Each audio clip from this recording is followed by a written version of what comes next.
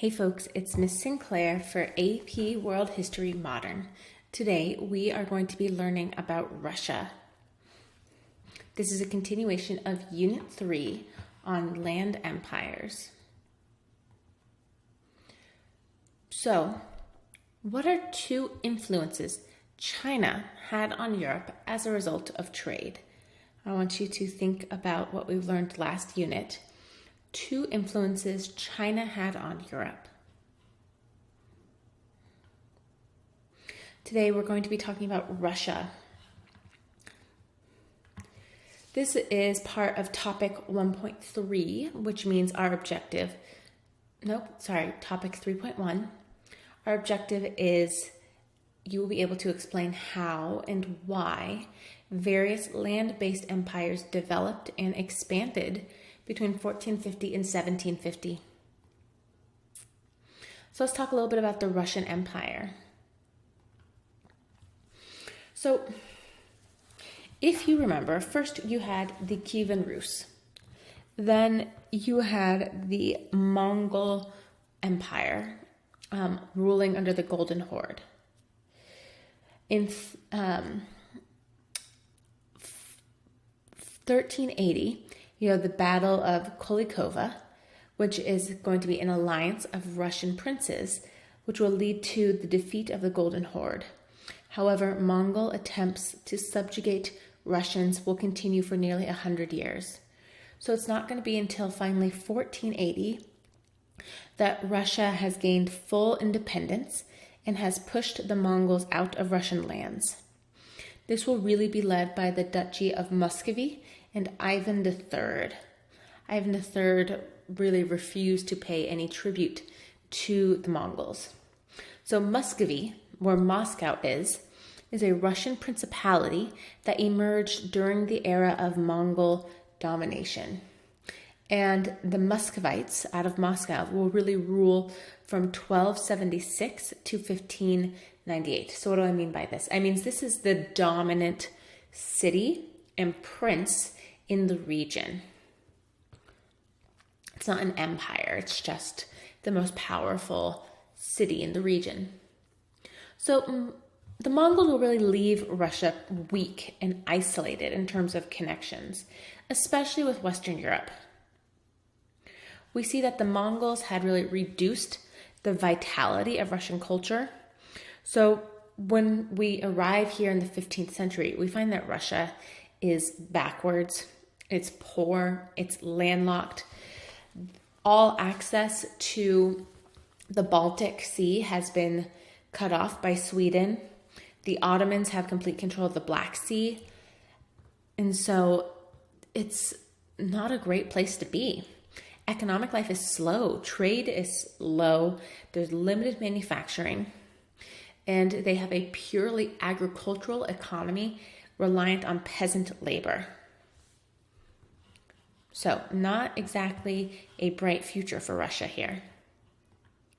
However, we see the emergence of these leaders who will really start to dominate and help in Russia. The first one is Ivan III. If you remember, Ivan III is the Prince of Moscow. He is going to really make Russian rule legitimate. He will organize a strong military to push the Mongols back. He will gain territory from Moscow, and he will ultimately assert control over all of the Orthodox churches. His son, Ivan IV, aka Ivan the Terrible, not a great nickname, he's going to reign for about 40 years, and he's going to really continue the territorial expansion into Siberia. So while the rest of Europe is starting to look to the New World to expand, we see that Russia is doing something very similar in Asia. There's a whole great section on this in your Strayer textbook. I suggest you read it because Strayer makes a direct comparison between the Russian expansion and subjugation of the indigenous peoples of Eurasia, of Siberia and the steppes, to what the Europeans were doing in the Americas. So, one of the things that Ivan will do, and one of the things that makes him so terrible, is that he will repress any opposition by using the oprishchiniki, this secret police. So he will establish an absolutist monarchy while simultaneously weakening the authority of the boyars. So the boyars are simply Russian nobility. So he's strengthening the crown. He's weakening potential threats to his power from the boyars. He's going to confiscate boyar estates and redistribute land to the supporters. But ultimately, he will die without an heir. He had an heir. He had a son, in fact, but he killed him in a fit of rage. Please watch this It's History on Ivan the Terrible. So, expansion under the Ivans. We see that it pushes the Mongols back. Ivan IV will really recruit the Cossacks. The Cossacks are Russian peasant pioneers / military. They're really tough. They're willing to go out into the wilderness and settle it and turn it into farms and fight any people they come across. So he recruits the Cossacks to aid in expansion. They will take over sparsely populated regions, expand into Siberia, mostly to start to control the fur trade. And Siberia will ultimately be used as a penal colony, so as a prison colony. You don't like what someone's doing, send them to Siberia. The expansion will ultimately lead to the addition of Muslims in Central Asia into Russian territory. Expansion offers a lot of rewards. Czars will give nobles and bureaucrats estates on the new land. Expansion will bring diversity, new languages, religions, ethnic identities. There will be, we know the Orthodox Church is the dominant religion for Russia, and so we see Christian evangelism attempted in Siberia with the indigenous groups. But the fact of the matter is the people in Central Asia are Muslim. They know about Christianity, and they're not interested. So the czars, remember this is what we call our Russian king as a czar. The czars will have contact with Western Europe. Ivan III will really send diplomatic missions. Ivan IV will establish trading contacts, but it's not like they have a close relationship in any way. And then you have a massive civil war called the Time of Troubles. So Ivan IV will die without an heir. We see the Time of Troubles is a period of rebellion, of civil war. There will be, the boyars will claim power. The internal weakness of Russia will leave them vulnerable to attack from Poland and Siberia.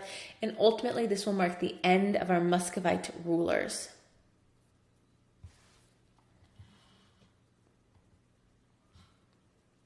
I already said that.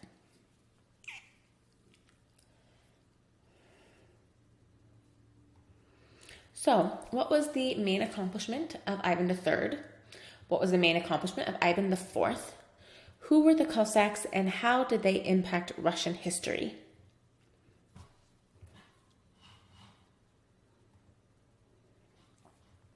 Let's talk about the Romanovs.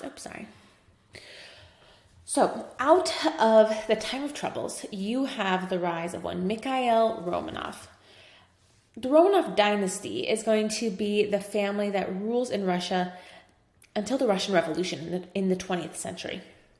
So, Mikhail Romanov is really going to reestablish internal order.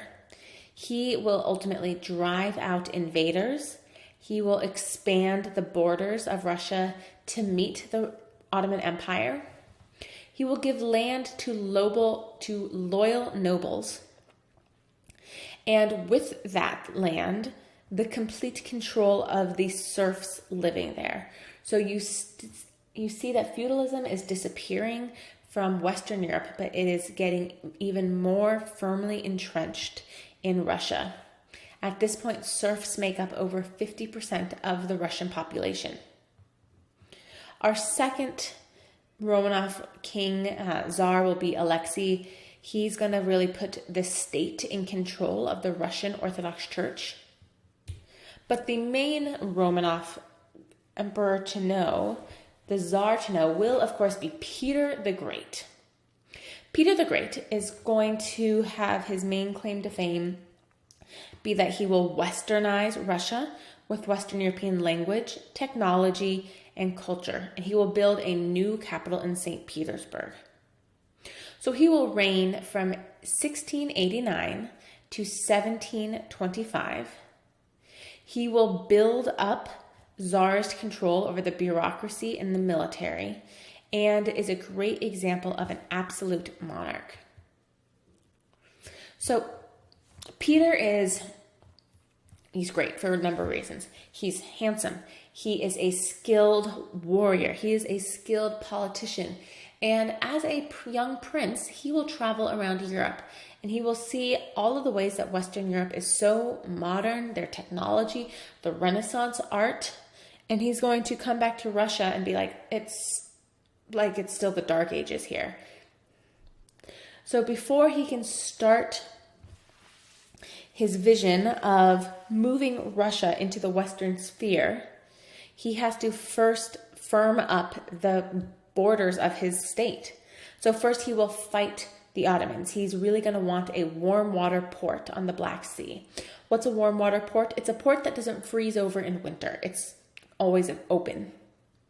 And ultimately he wants to liberate Constantinople from Muslim rule. But he's not going to achieve either goal in this venture. He will then have the Great Northern War, in which he goes to war with Sweden.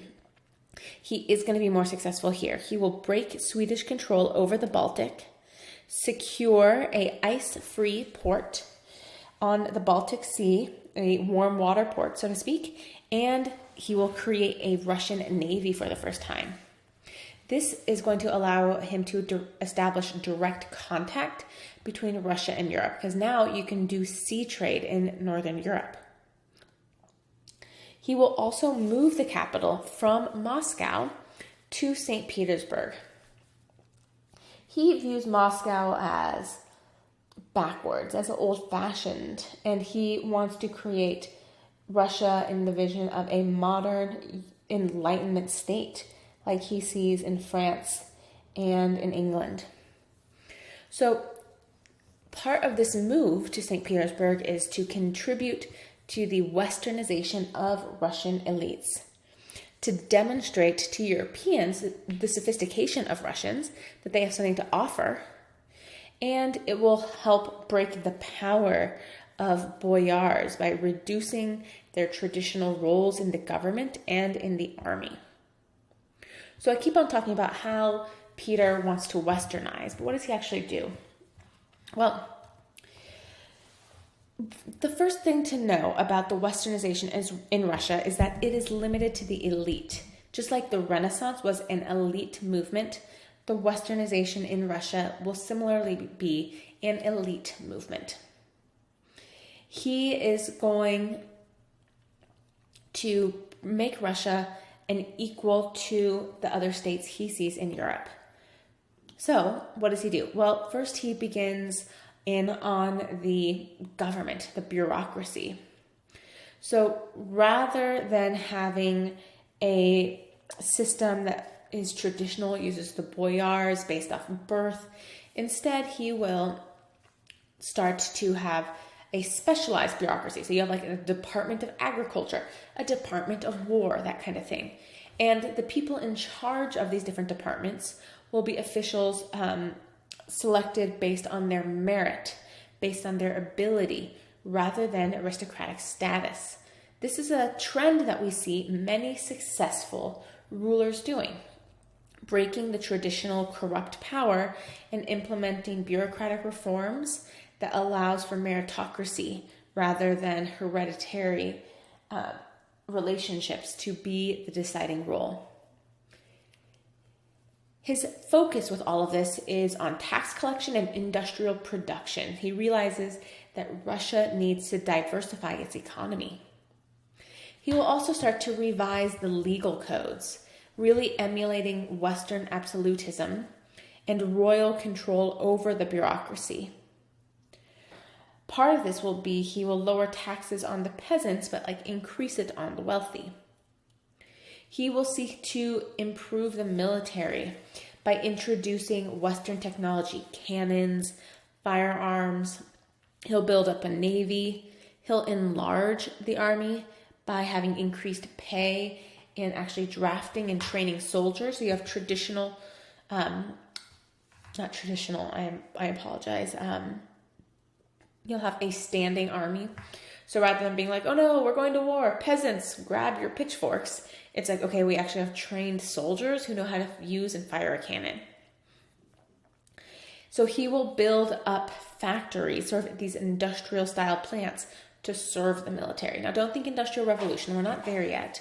But building up some manufacturing to serve the military is key. He's going to seek to build up economic developments. So he inherited a Russia that was largely agricultural.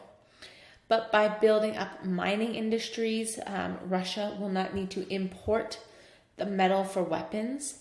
He will utilize Western technological knowledge, in part by essentially importing experts from Western Europe. And landlords will be essentially rewarded for using the serf system. So he's modernizing Russia in many ways, but he's embedding into the new Russian economy feudalism, right?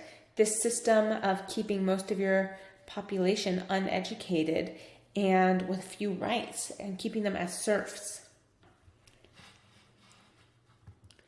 However, what a lot of people remember, of course, are the social reforms that he's going to institute. So he'll bring Western European gender attitudes to Russia. So, for example, Russia was highly patriarchal. This is not to say Western Europe was not highly patriarchal. But, for example, there was a tradition in a traditional Russian marriage where the husband would be given a whip during the ceremony to use on his wife, right? For when she misbehaves. He's going to be like, nope, we're not doing that anymore. That's not allowed. And he's going to allow Russians to make their own choices regarding marriage partners instead of having it only be arranged marriages or needing permission. However, one thing to note is that he is not interested in political liberalization. So he's an autocratic ruler. He wants complete control. He wants people to behave like he wants. So more European, speak French, stop speaking Russian, cut your beards, wear Western style clothing, don't look so old fashioned. But it's not like he wants to create a parliament. It's not like he wants to give the boyars input in lawmaking. He's not writing a Magna Carta. There's no power to the people here. It's still very much power rests in the hands of the Tsar. And it just happens to be that Peter is a very apt and able Tsar. We will see that not all Russian Tsars have this ability. One of the things he does with this is bringing the Orthodox Church under his control, under state control.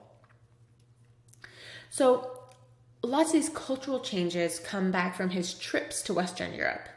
He will bring back Western science, technology, but also cultural things like ballet or clothing. So one of the things he's going to require is that he's going to require all Russian men to shave. They can have mustaches, but traditional Russian culture, folk culture, involved having a large bushy beard. And he's going to say, no, this is not what the rest of the world is doing. This makes us look backwards. And he will require men to shave.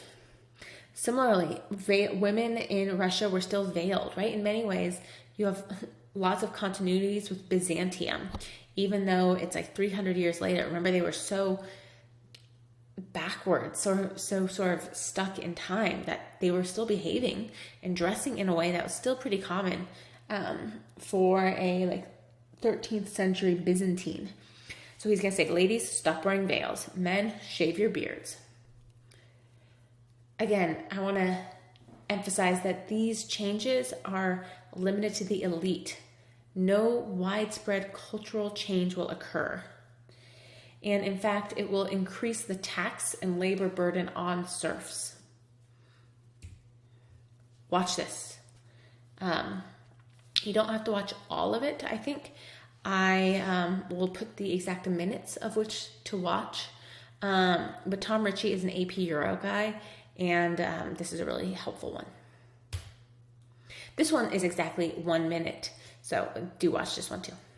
Or it's like close to 1 minute. This one's optional. Watch part of this one. Watch all of this one. This one's optional. Okay, consolidation of Russia. So by the 17th and 18th centuries, so 1600s and 1700s, we see that serfs' rights have been steadily decreasing. By 1649, serfdom, it becomes hereditary, which means if your son, if you have a son, he's going to be a serf. If your dad was a serf, you're a serf. By 1800, over half of all Russians will be serfs. They will produce food for the Russian masses. Landlords will sell the food for profits, which they keep and do not distribute to the serfs. So life as a serf is miserable. It's still like Dark Ages Europe, even though we are in the Age of Enlightenment, even though once we get into like the 19th century, there's going to be like trains and stuff. But your average serf is still using hand tools. It's essentially slavery in many ways. The struggling Russian economy will lead peasants to fall into debt and be forced to accept serf status. They cannot hold on to independent private property.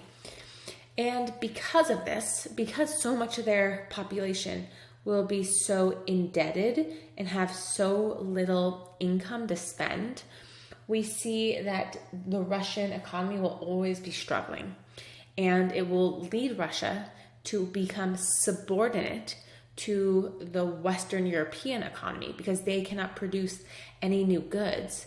They can only purchase and sell raw materials back. So with the rights of the serfs decreasing, we see the power of nobles over the serfs increasing. It's a way for the government to easily satisfy the nobles and regulate the peasants. So really it was a point of pride, bragging rights to for a noble to say like, oh, I have this many serfs. How many serfs do you have?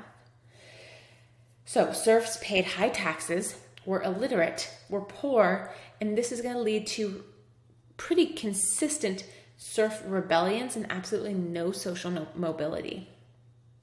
So if we're talking about the Russian economics, 95% of Russia's population was rural, full stop. Then 50% were serfs on top of that. The Russian economy produced enough money to support an expanding state, but not a lot extra. The agricultural methods were highly traditional and limited, using old technology, and serfs are frankly unmotivated to innovate, to produce more, because any extra production was just taken by their landlords and they didn't see the profit. So like, why do the extra work? There are few artisans, and so there was no real merchant class. There was no one doing trade because there was nothing to sell. So most of the merchants in Russia were actually Westerners from France and Italy and Germany who were, stationed essentially in Russia. The government had a greater role in Russia, in the Russian economy, than it did in most Western European states because of the lack of merchants. All right, let's talk about Catherine the Great. Peter the Great is going to die in 1724. His later years of rule are not great.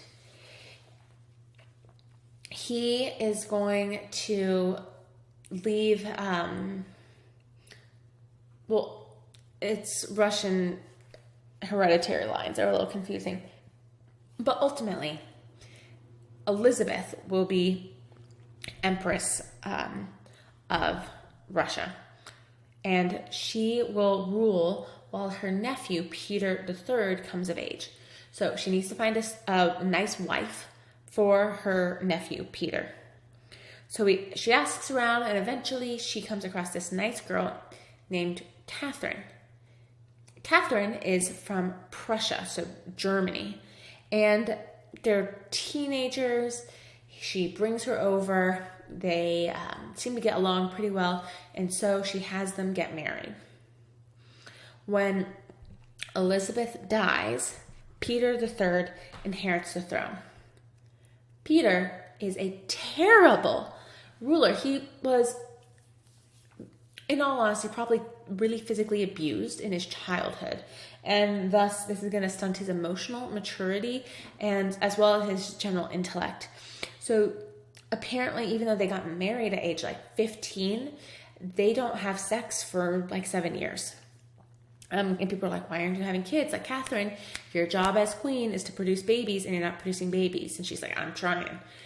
One of the things was like, Peter III will like bring his toys to bed. Like, he's a 19-year-old boy, and he's bringing like toy soldiers to bed, and she has to like share bed with them. Well, eventually, they both end up sleeping with other people and then with each other, and she does have a son with him. But when he takes power, he decides Russia sucks, Prussia, rules. I'm going to remake Russia to look like Prussia. To which all the Russians are like, no, man, that's a terrible idea. Like, we don't want to do that. So he is assassinated. Catherine's direct role in that is a little debated, but she clearly benefited from it.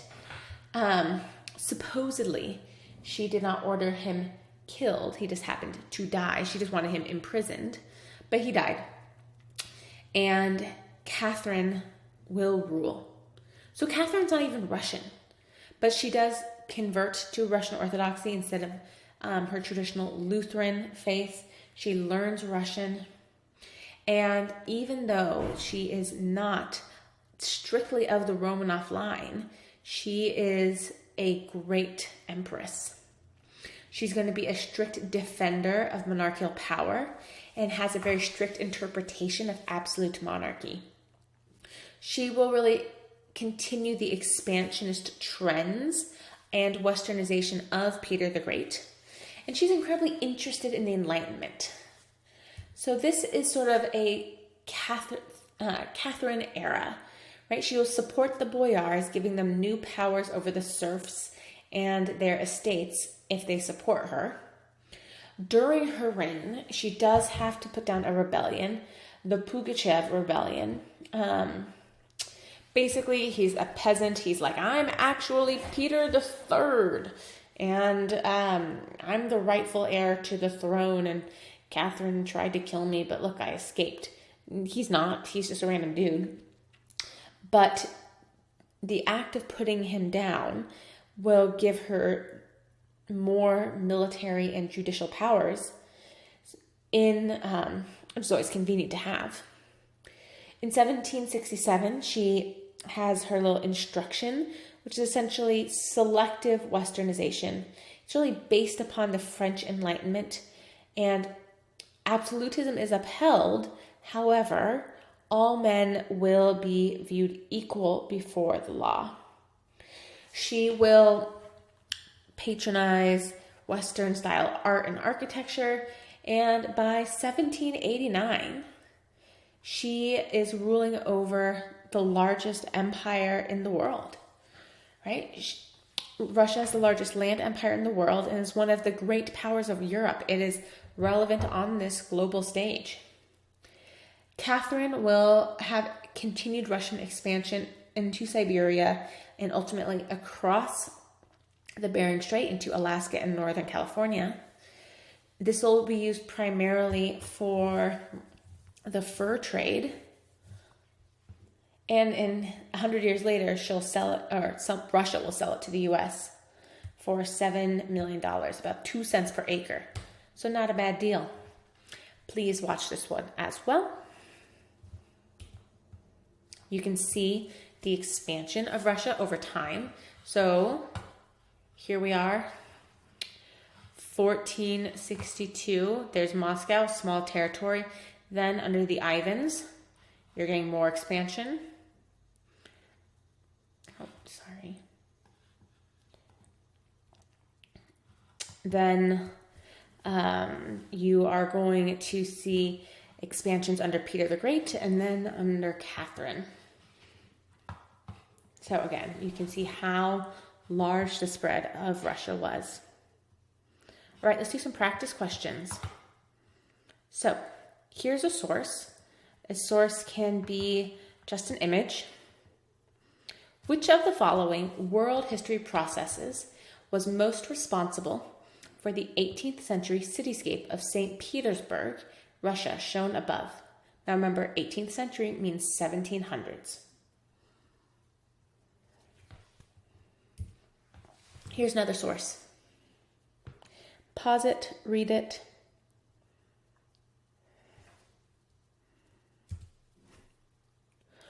What might best explain Peter the Great's actions of enforcing these new decrees onto the Russian population?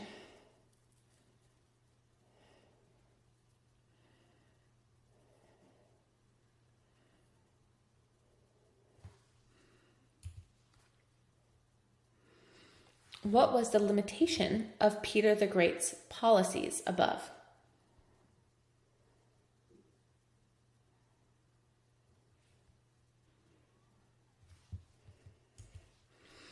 Politically, what aspects from the West did Peter the Great emulate in Russia?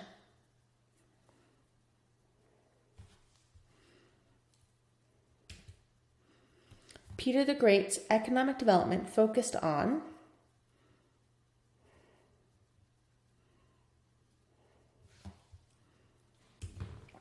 finally, explain how and why Russia developed and expanded between 1450 and 1750. If you have any questions, please let me know. Thanks for listening.